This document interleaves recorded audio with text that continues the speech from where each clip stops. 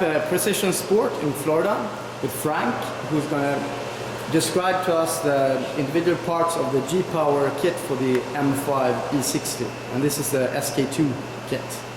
Okay, yeah. Please go ahead.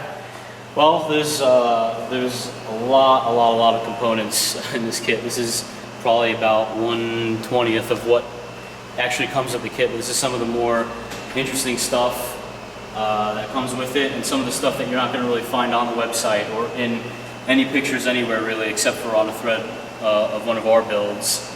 But it's nice when everything's brand new and not been touched yet, and we can go over what each individual piece does, and you know, when everything's broken down like this. I recognize this space. The nameplate should be here. Yeah. Typically, there's a whole bunch of wiring in the front of the motor that's in between the charge coolers and the front core support. Kind of would look like that with the other piece on the other side of it that says by Compressor, G-Power. Yeah, this is just a little plate that they have mount up to one of their brackets to make all the wiring and everything underneath really neatened up. And I think I also recognize this part. Yeah. Well, there should be one more of those. There is one more of these, and this is one of their TM313 HDs. Actually, you can kind of see it right there. Oh, that's right. Yep. And this is the right side, it's the passenger side. This would sit like this. Yeah. Eventually. Actually, it will sit like this pretty much when it's done. Yeah, and like this. Yeah. Now almost done the full engine. Yeah, see, we're almost done for the install.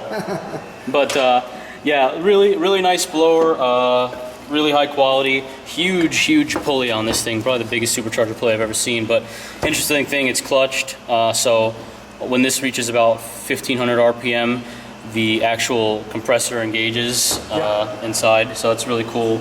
It uses engine oil, that's the outlet, the inlet's on top with this banjo fitting. And here we have a plate as well with the serial number of this individual supercharger, I guess. Yeah, it pretty much has the production number and everything on it. You can see ASA Germany. Yeah. ASA and G-Power are the same company, essentially, at the end of the day. More carbon fiber. All plain weave carbon fiber also I should bring up, which is like if you have an M6, your roof is this exact same type of carbon fiber. It's 1x1 weave. There's no like staircase effect like in a 2x2 or twill, which is really nice. And Vorsteiner's famous for also incorporating that type of carbon. But this is an intake, and pretty much this sits on the back of the blower, back of the supercharger. The mass air sensor goes in there, and then there's a little flexible section here with the intake on it, and it sits right on either side of the grill. So it's a stock mass air sensor that just screws in there? You extend the wiring, and you just bring it around the side, and it plugs right in there. OEM, very nice. The oil air separator sits right here, and then the blow off or the bypass valve in between shifts. When you hear that in between shifts, comes right back into here to the intake. So really nice fit and finish. I mean, you can just see the weave is just flawless even behind it. Just really nice piece. Yeah. And it's very light, very rigid, just does its job. I mean, it will sit on, literally on the back of the blower. Yep. It'll pretty much attach to that back where that yellow plate is. Oh, okay. Yeah. There's a little billet aluminum piece that they include with the kit as well to make that possible.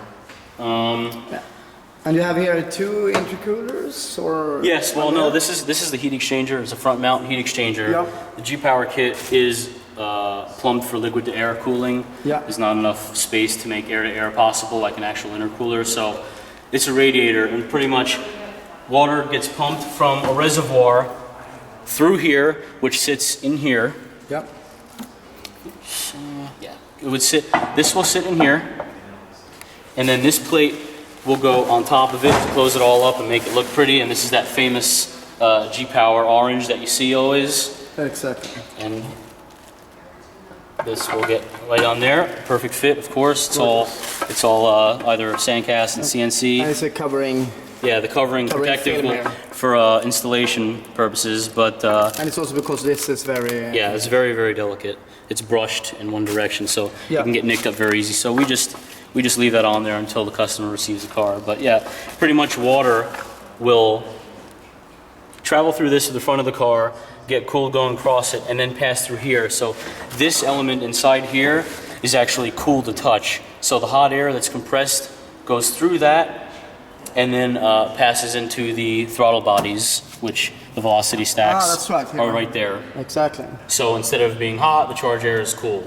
And I think we've measured it at something like, it's at least a 15-degree difference with the water. Yeah. So essentially, these are kind of the same piece. Yep. They do the same thing, but one is inside the manifold and one is outside the front of the car. What else here do we have? We have Exhaust. G-Power's exhaust that comes with their Stage 1 and Stage 2 kit. Very similar to the Eisenhower design, just a bit of a different tip. And a different weld process goes through, but other than that, it's a really nice piece. Kind of similar weld to that you'd see on an OEM muffler. And it's just slip on, and it will be tightened with the clamp eventually. This is a secondary catalyst replacement that comes with the G-Power kit. It's I think it's a 300 cell. Yeah. I counted it's 300. Yeah, it's HJS Motorsport, really high-end piece. It's included with it. The OEMs are just really, I don't even know how many cell they are, but they're super restrictive. The secondaries get replaced with this. The first section gets replaced with, well, just gets deleted. The cat gets deleted in the first section, like coming off the header. Yeah. So sound will be a little bit louder, but still should very nearly be emission compliant when it's fully warmed up. So it's a nice piece that they've included with that. This piece here is something that probably no one's ever seen, who's done even people who've done extensive research on the G-Power kit.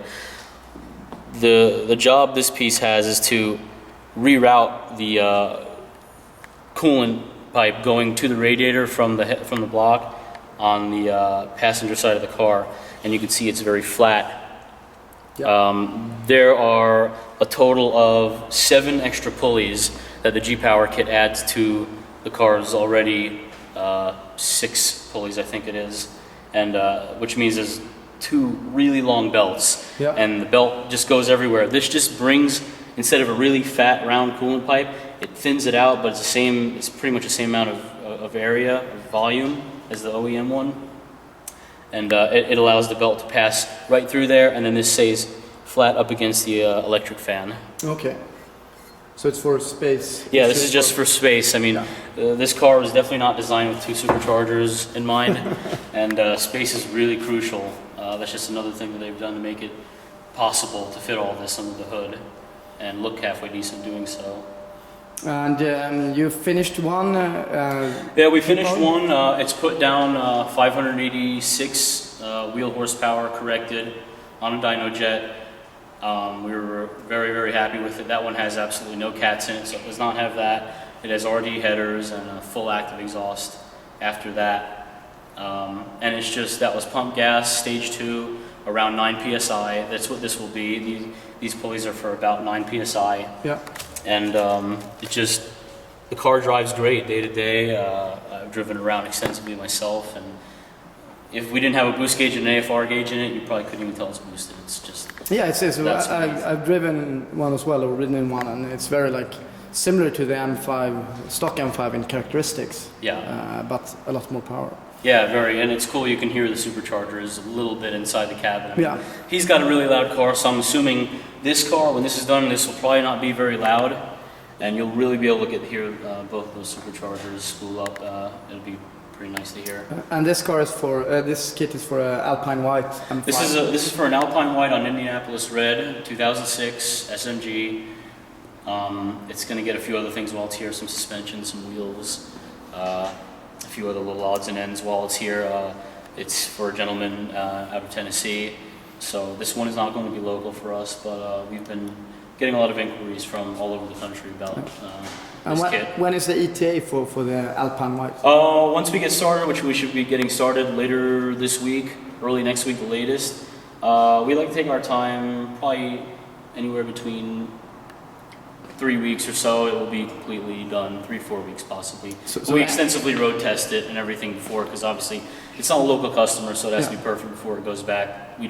We can't have any errors, because we're not going to be in Tennessee up there trying to fix it every minute if anything were to happen. So everything's got to be worked out right away. So end of April 2010. Yeah, pretty much, and we're going to be documenting on an M5 board just like we did the previous one, and we look forward to that. It was a good success last time. A lot of people were interested. And, you did a great job. Thank you. We work a little slower than most people, but in the end, it pays off, and the customer is really happy, and we were happy. Okay, thank you very much for the rundown of the parts. Thank you very much. Here we are again with the next G-Power car, and the engine is obviously stock now. And Frank, can you tell us something more about? Yeah, sure. I mean, we just kind of have this sitting here, but this is pretty much the last piece of the kit that we will put on the car. But eventually, this will pretty much approximately sit there to kind of tidy up all the wiring that will be exposed, because the G-Power plenum is significantly shorter than this one. If you look to the side, you can see the throttle body ends right around where the oil cap is. Yeah. So there's a ton of wiring that's going to be exposed to the kit, and this will just kind of sit on there and tidy all that up, and that will be approximately something like there when this is done. And instead of airboxes, there'll be superchargers, obviously. Yeah. Piece I was telling you about before will sit right down in there, and you can see the really big coolant piping there that it replaces, and it pushes right up against the fan. And on the reverse side of this, where that nub is one of 5 new idler pulleys that's included with the kit. A lot of things need to be relocated. The battery line gets run over the top of the expansion tank, because the carbon fiber airbox on the back, that presents a fitment issue there. The HFM will be the HFM will be lengthened and reused on the bottom. It gets tucked all the way in there. They have a custom bracket that has that fitting on it, that's on this airbox here. Yep. To just kind of sit there. It's just a little thin piece of steel that just kind of sits there, and that's all it does. There's just so many things that have to be modified and trimmed, moved, or lengthened to accommodate this kit. Thank you. Thank you.